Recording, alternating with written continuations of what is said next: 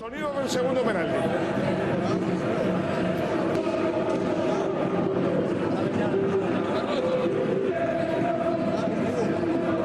Ramos,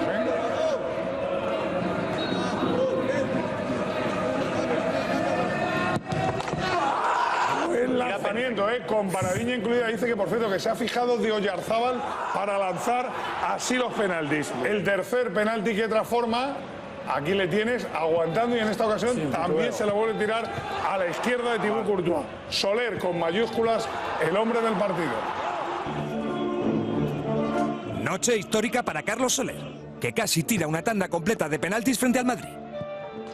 El primero es el único que le parará a Courtois. A partir de aquí,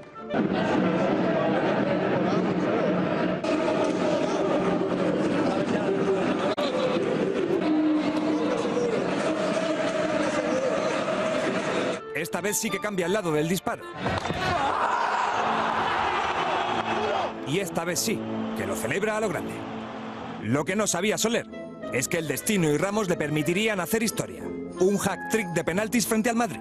El capitán blanco guarda silencio esta vez. No Lucas. Pero el Che insiste por el mismo lado y completa la hazaña.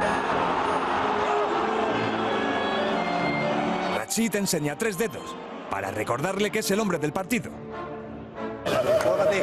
Disfrútalo. Bajo circunstancias históricas.